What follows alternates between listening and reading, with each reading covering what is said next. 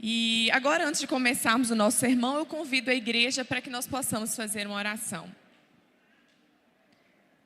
Senhor nosso Deus, estamos aqui diante de Ti para abrirmos a Tua palavra mais uma vez e pedimos a presença do Teu Espírito Santo para que fale através de mim, através da Tua palavra, e que os nossos corações estejam abertos para entender o que o Senhor quer dizer para nós.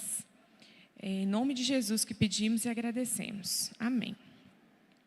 Vamos abrir as nossas Bíblias no livro de Provérbios, o capítulo 4 e o versículo 23. Nós vamos ter algumas citações de versículos bíblicos e alguns eu vou ler diretamente, depois você pode anotar e conferir em casa, por causa do tempo. Mas são versículos muito bonitos. Acho interessante, quem quiser tomar nota depois. Provérbios 4, 23. Acima de tudo, guarde o seu coração, pois dele depende toda a sua vida. Essa é a nova versão internacional.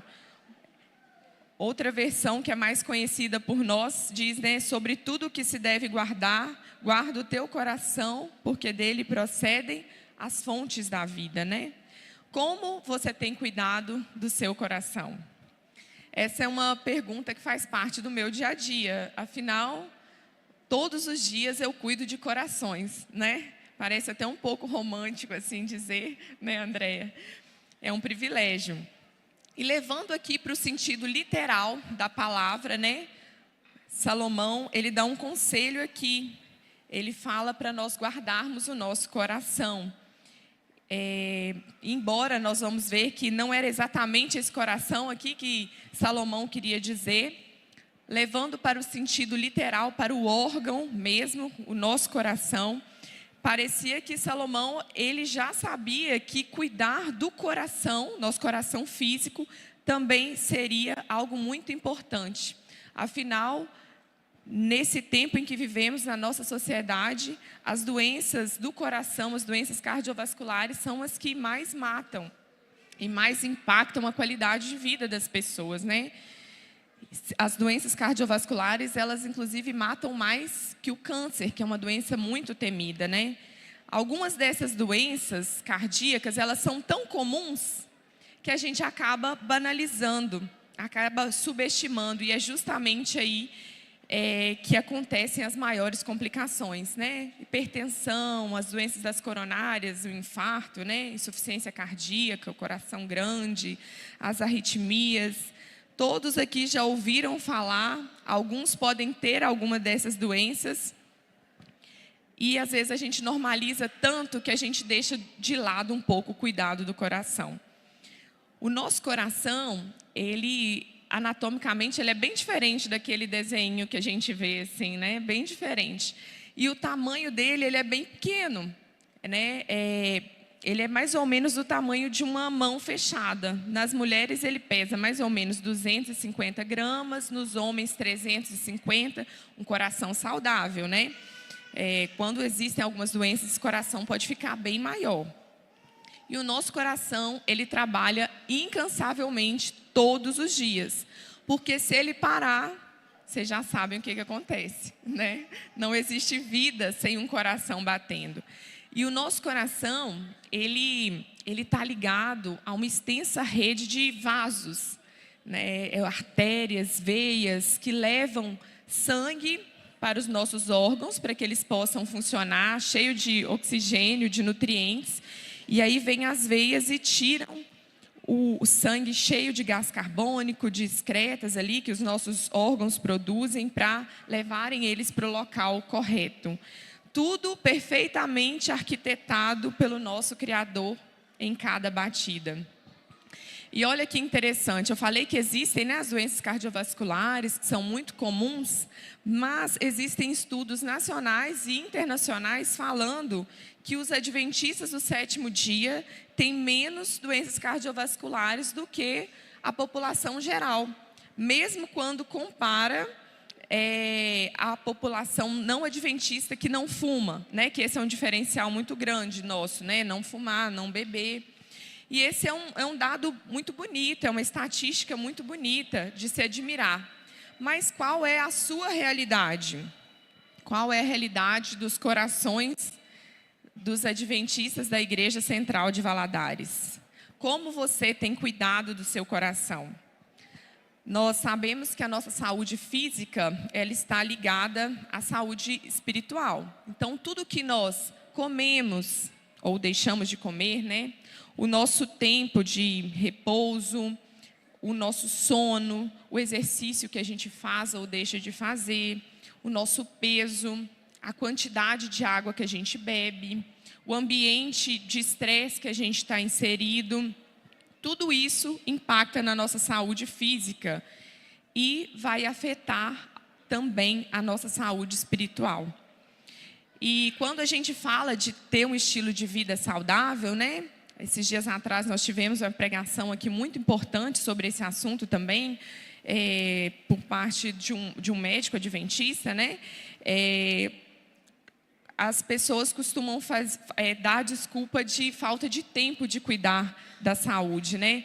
Porém, o que é mais contraditório nessa história é porque quando a gente fala em saúde, a gente costuma falar assim, a saúde é o que interessa e o resto a gente corre atrás. Mas o que às vezes a gente vê na prática é que a gente corre atrás de tudo e menos da nossa saúde, né? E Lucas 12:34, ele já nos diz que onde está o seu tesouro, ali está o seu coração. Como você tem cuidado desse tesouro? E aqui eu digo, não exatamente para a gente se tornar um radical e eliminar todo o açúcar, frituras industrializados ou nos tornarmos um triatleta, não. Aqui eu gostaria de falar de fazer o básico, de retirar excessos. Muitos no meio de nós têm negligenciado o básico cuidado da saúde. E aí, às vezes, a gente se acha muito superior às outras pessoas simplesmente porque a gente não bebe e não fuma. E aí a gente acha que já está arrasando, né? E nós estamos num mundo que, inevitavelmente, nós vamos ficar doentes, né? Esse mundo, nossa vida aqui, ela é finita. As doenças vão aparecer porque nós estamos num mundo de pecado. Mas muitas vezes nós precipitamos o aparecimento dessas doenças. E essas doenças talvez não apareceriam se nós cuidássemos minimamente da nossa saúde, se nós fizéssemos o nosso melhor. E aí às vezes a gente ainda fala assim, olha, Deus que quis, né? A gente ainda coloca Deus como responsável. E olha que interessante, quando o nosso corpo, a nossa saúde física está debilitada, nossa conexão com o Espírito Santo também fica prejudicada. E a gente acaba não conseguindo compreender o que Deus quer dizer para nós através da sua palavra. E às vezes a gente pode até falar assim, mas Deus não me responde, Deus não fala comigo. Mas será que esse é o problema? Talvez a nossa mente, o nosso coração está tão debilitado por causa do nosso corpo físico que nós conseguimos sequer compreender o que Deus está tentando nos dizer. A palavra coração, ela é muito mencionada na Bíblia, né? Temos mais de 900 vezes essa palavra sendo citada e temos versículos bíblicos muito bonitos relacionados a ela. Mas a verdade é que a palavra coração, quando ela é citada na Bíblia, a maioria das vezes, ela está querendo dizer ao centro das nossas emoções, ao centro da nossa vida, né? Nós lemos lá em Provérbios 4:23, onde Salomão nos aconselha a guardarmos o nosso coração. E eu levei um pouquinho aqui, né, para o lado físico, né, da nossa saúde, porém, ele quer dizer ali que nós devemos guardar a nossa mente, o centro das nossas emoções. As nossas emoções, elas são processadas no cérebro, mais especificamente no sistema límbico. E aí, o cérebro envia neurotransmissores para atuar no nosso coração. E esses neurotransmissores, eles vão causar aumento da frequência cardíaca, eles vão causar alterações da pressão. E isso de uma forma simples, né? Então, às vezes a gente tem sensação de que a nossa emoção está vindo do coração, porque o coração acelera, a pressão pode cair, e aí vem um desmaio, né? Ou pode subir, mas na verdade, quem comanda tudo é o cérebro. As nossas emoções, elas também podem afetar o nosso corpo de várias outras formas complexas. Quando nós temos muitos picos de estresse, vias inflamatórias vão sendo formadas no nosso corpo, placas de gordura, e sim, o estresse ele pode causar um infarto, por exemplo. Então, a gente vê que tudo isso está interligado. Nosso coração, ele é muito precioso, nós precisamos dele para viver. E quando nós temos algo precioso, o que a gente faz? A gente cuida, a gente guarda. Às vezes a gente tem algumas coisas que a gente guarda tão bem que a gente esquece onde colocou, né? Mas quanto mais preciosa é uma coisa, mais a gente cuida e menor a chance da gente esquecer.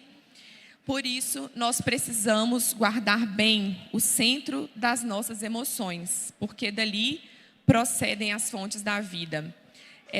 Da nossa mente, do nosso coração, que vão proceder os nossos pensamentos, as nossas decisões e os nossos hábitos, que são o que vão determinar as nossas ações exteriores. Então, tudo começa aqui dentro e depois a gente exterioriza através das nossas atitudes. Se uma fonte estiver contaminada, tudo que sair dela também vai estar contaminado e impróprio. E eu achei muito interessante esse versículo.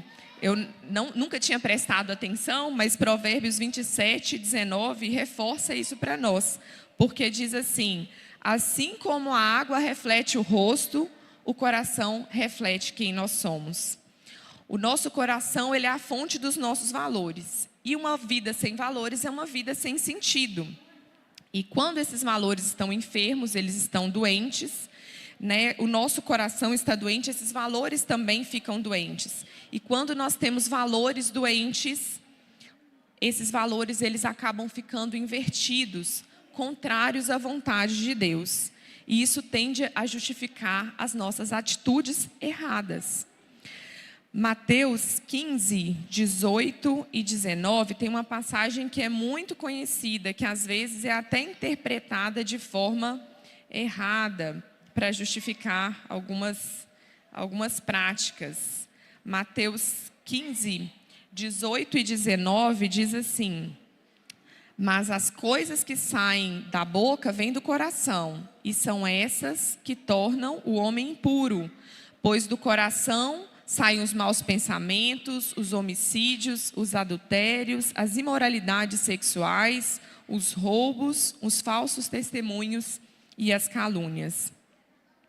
O inimigo sabe que se ele dominar a nossa mente, o nosso pensamento, ele vai dominar o campo de batalha e aí possivelmente ele tem a chance de ser vitorioso sobre a nossa vida. Tudo começa aqui dentro. Mas como nós podemos guardar o nosso coração de forma segura? Precisamos proteger as janelas, as entradas da nossa alma. Tudo que faz, tudo que chega até nós, nós precisamos selecionar. O que nós vemos, o que nós ouvimos, e acrescentaria também aqui até o que nós comemos e bebemos. Tudo isso influencia na nossa saúde espiritual. Em Mateus 6, 22, fala assim: os olhos são a candeia do corpo. Se os seus olhos forem bons, todo o seu corpo será cheio de luz. Mas se os seus olhos forem maus, todo o seu corpo será cheio de trevas. Portanto, se a luz que está dentro de você são trevas, que tremendas trevas são. O que nós temos colocado diante dos nossos olhos? Uma pergunta bem simples que nós podemos fazer quando nós analisamos o que nós temos visto é: eu convidaria Jesus para assistir esse tipo de conteúdo comigo? Você teria vergonha de expor as coisas que você costuma assistir? Nós sempre falamos de falta de tempo, estávamos falando isso na lição da escola sabatina, né? Tantos afazeres nós temos para fazer, a nossa vida super corrida e, por isso, às vezes, nós negligenciamos a oração, o devocional, chegamos no sábado sem estudar a lição, justamente porque nós temos muitas coisas para fazer. Mas quanto tempo nós temos ficado em frente ao celular, televisão, assistindo os mais diversos conteúdos? Claro, nós precisamos descansar e relaxar. Mas a verdade é que às vezes a gente fica de frente de uma tela, seja do celular, seja da televisão, tendo a falsa sensação que a gente está relaxando, mas os especialistas dizem que, na verdade, nós estamos sendo superestimulados através de um conjunto de luzes, de brilho e de imagens que são muitas vezes agitadas.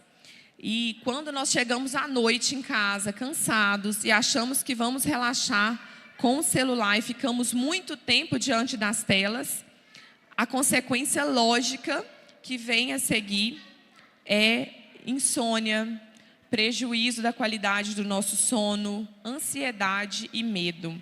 E nós nunca estivemos com tantos casos de ansiedade, tantas crises de ansiedade assim, que tem começado nas crianças, em cada vez mais jovens, né? Eu tenho visto, trabalho com mais, né, os jovens na época da faculdade, né? Sou professora universitária e vejo que a grande maioria usa ansiolíticos, né? E a gente já começa a falar assim, na minha época, a gente não via tanto isso, mas está sendo cada vez mais frequente. Inclusive, as crianças estão precisando de tratamento para ansiedade. Quais seriam essas causas? O excesso, né, de telas, de coisas ruins que a gente coloca diante dos nossos olhos, traz também prejuízos espirituais profundos, porque nós começamos a assistir determinadas coisas e aos poucos nós começamos a trazer aqueles conceitos para dentro da nossa casa, para dentro do nosso casamento, para a criação dos nossos filhos e até para dentro da igreja. Conceitos deturpados, criados por quem?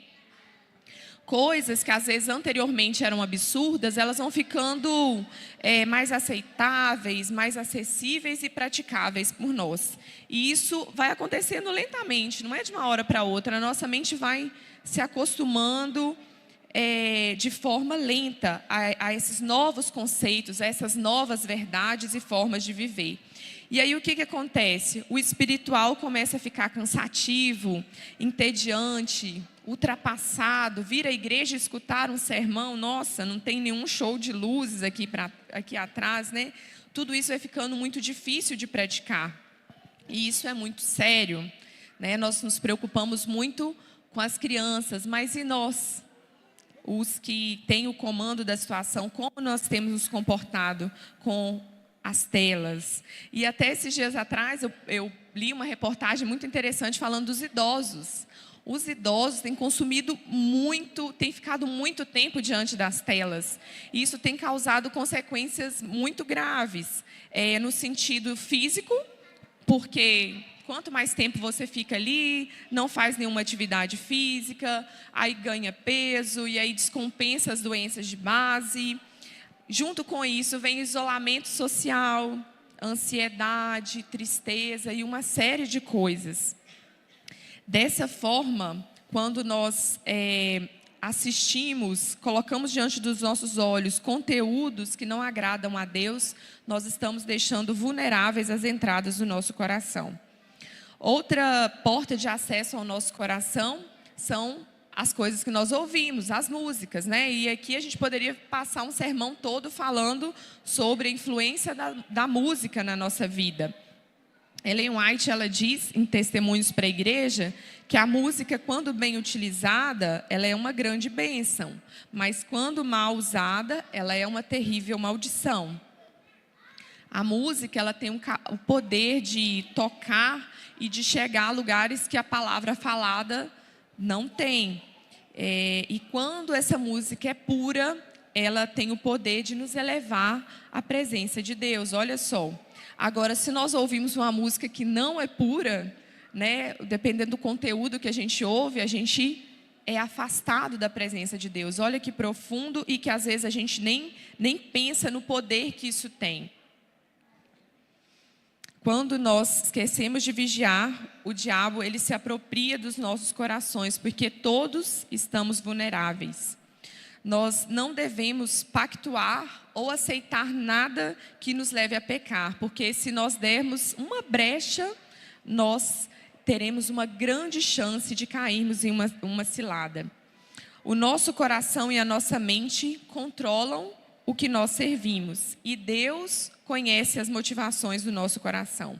Ele conhecia as motivações dos fariseus, por isso ele disse aquelas palavras que nós já lemos agora há pouco, né? Falando que o que sai do coração que é o que contamina o homem, né? Eles estavam num contexto ali em que os fariseus enxergavam o fato de Jesus não ter lavado as mãos.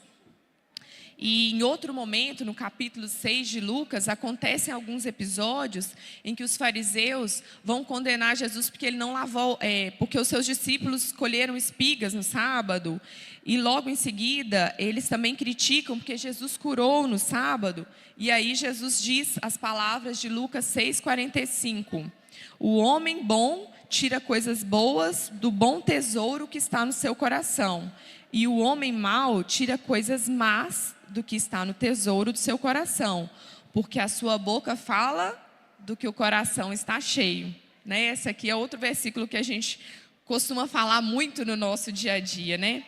E mais à frente, no versículo 46, Jesus ainda diz para as pessoas que estão ali: por que vocês me chamam Senhor, Senhor, e não fazem o que eu digo?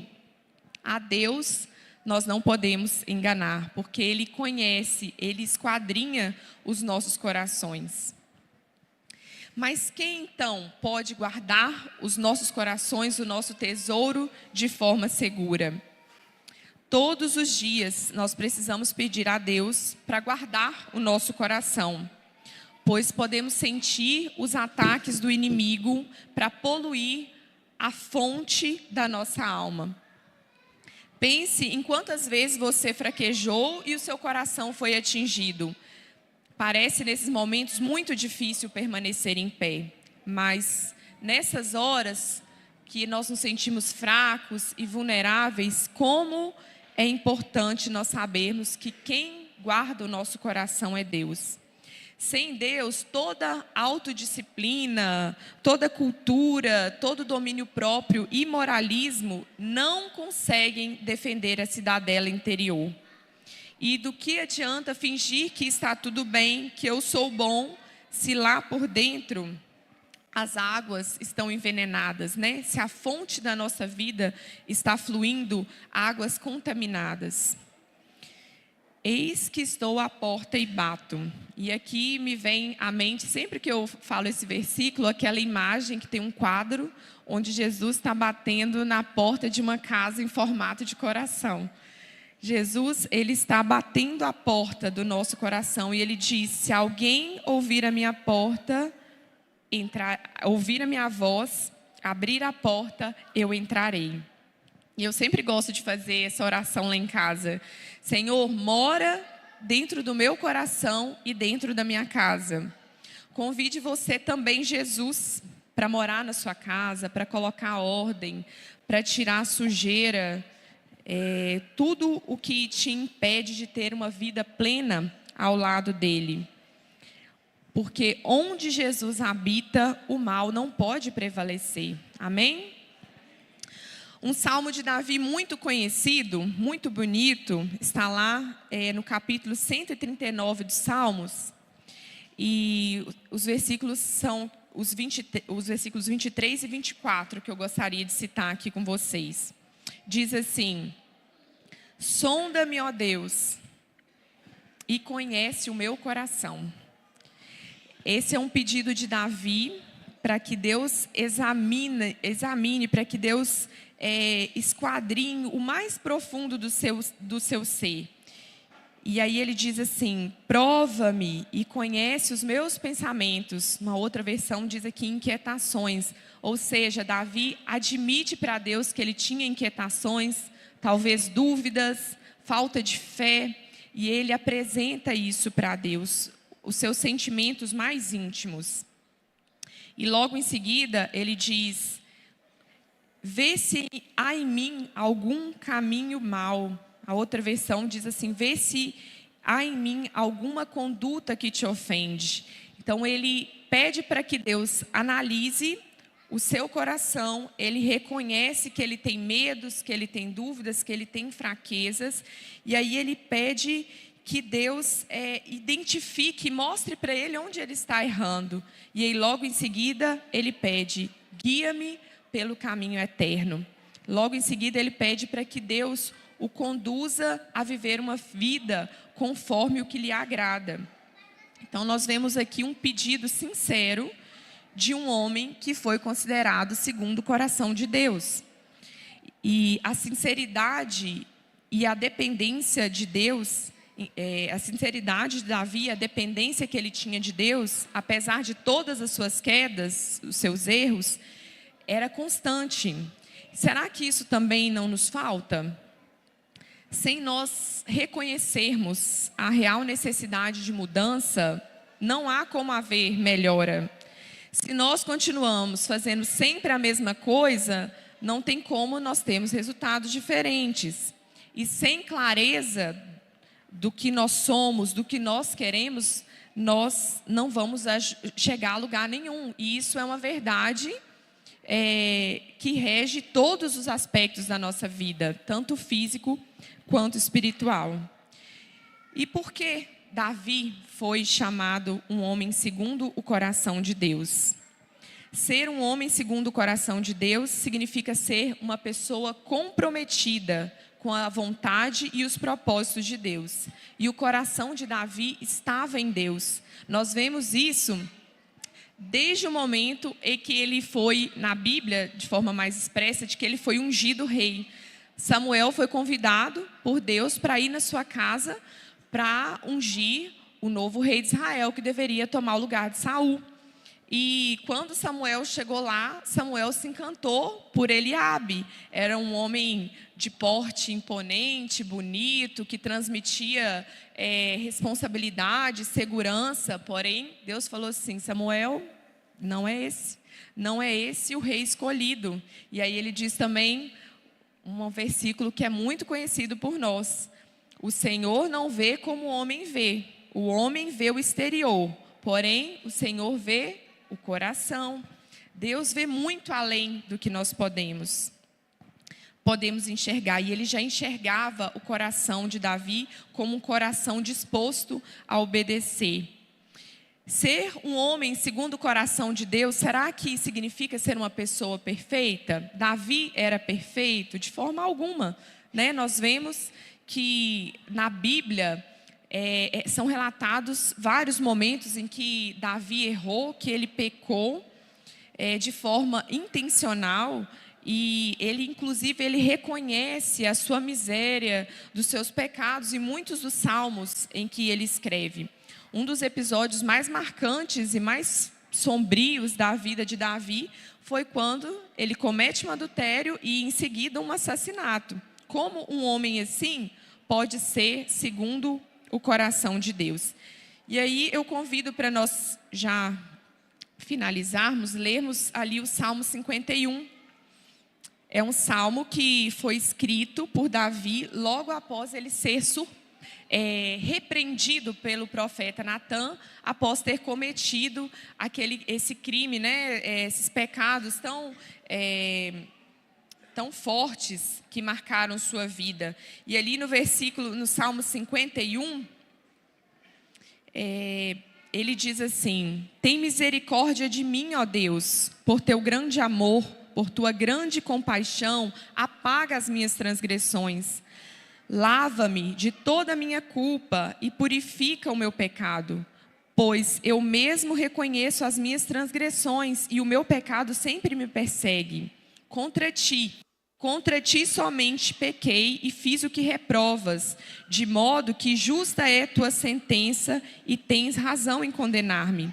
Sei que sou pecador desde que nasci, desde que concebeu minha mãe. Sei que desejas a verdade no íntimo e no coração me ensinas a sabedoria. Purifica-me com hisopo e ficarei puro. Lava-me e mais branco do que a neve serei. Faze-me ouvir de novo júbilo e alegria, e os ossos que esmagaste exultarão. Esconde o rosto dos meus pecados e apaga as minhas iniquidades. E aí no versículo 10 ele diz: cria em mim, ó Deus, um coração puro e renova dentro em mim um espírito estável, um espírito inabalável, algumas versões dizem, né? Não me expulses da tua presença, nem tires de mim o teu Santo Espírito. Devolve-me a alegria da tua salvação e sustenta-me com o espírito pronto a obedecer. Então nós vemos aqui que Davi, ele não tinha problemas em reconhecer a sua natureza, a sua realidade pecaminosa. Ele confessava o seu pecado, ele admitia os seus erros perante Deus. E ele demonstrava genuíno pecado, ele demonstrava genuíno arrependimento diante de seus pecados. Ele clamava por misericórdia diante de Deus e pela purificação divina. Ele pedia: me limpa.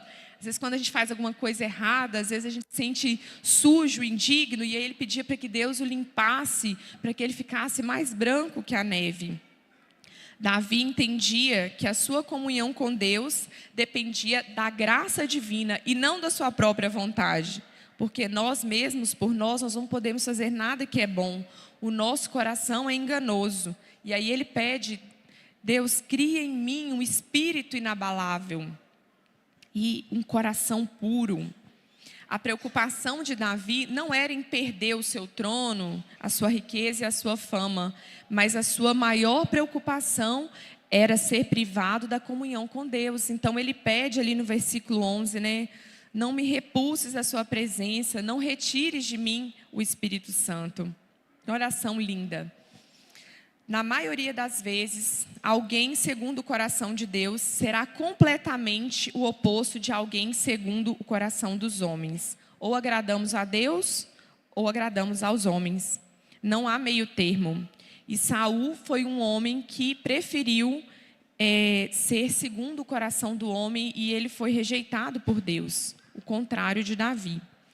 Os homens e mulheres, segundo o coração de Deus, são aqueles que são sondados, corrigidos, instruídos e guiados pelo Senhor. Certa vez um casal estava no aeroporto, e aí eles estavam na porta de embarque já do avião e começaram uma discussão. Eles eram de outro país e eles estavam discutindo de forma tão acalorada que estavam quase partindo para a agressão. E qual era o motivo daquela briga? Os passaportes haviam sumido desde o check-in, desde o balcão da imigração até a porta do avião.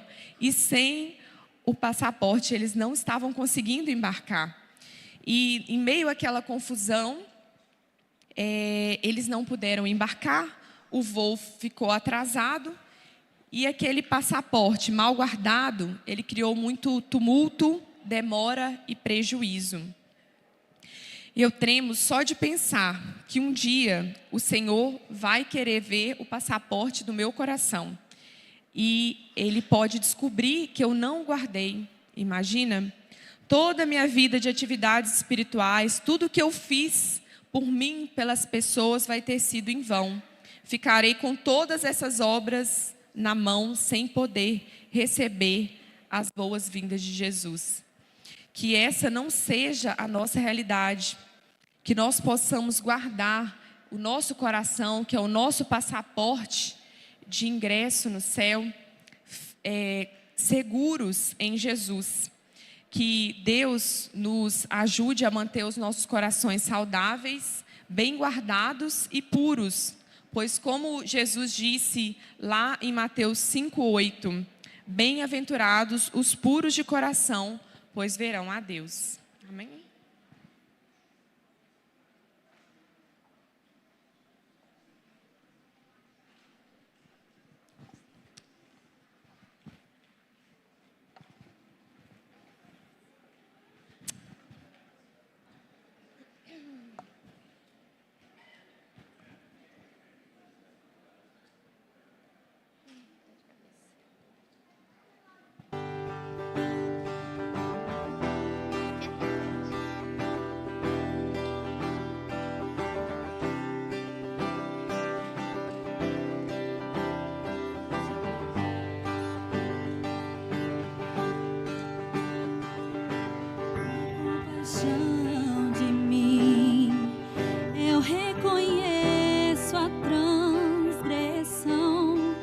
livra-me do mal, livra-me de mim. Faz-me ouvir tua voz, sei que em pecado eu nasci, mas hoje venho te pedir, Senhor, ouve o meu clamor.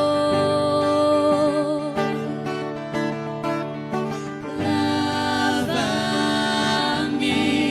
mais alvo que a neve, cria em mim, Senhor, um novo coração. Limpa-me em tua justiça, dá-me da tua salvação.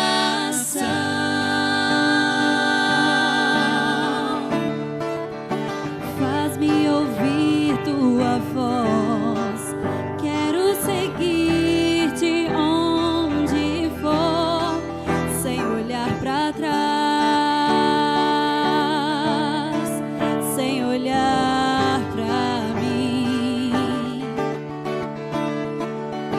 Traz de volta a tua alegria e me sustenta em retidão, que habite em mim o teu Espírito, que ele viva em mim. Lava-me mais alvo que a neve,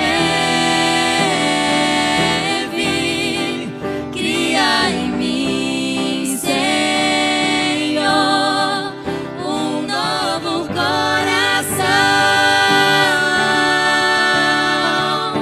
Limpa-me em tua justiça, dá-me da tua salvação.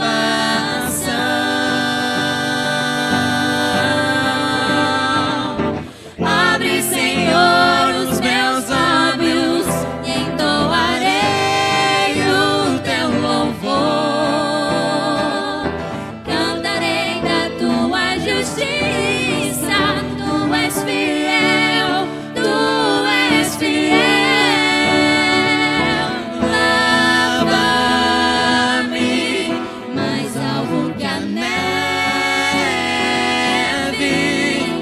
cria em mim, Senhor, um novo coração.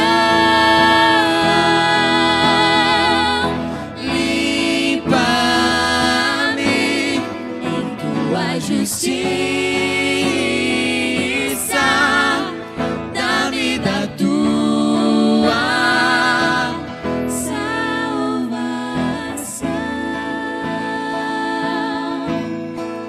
Dá-me da tua salvação.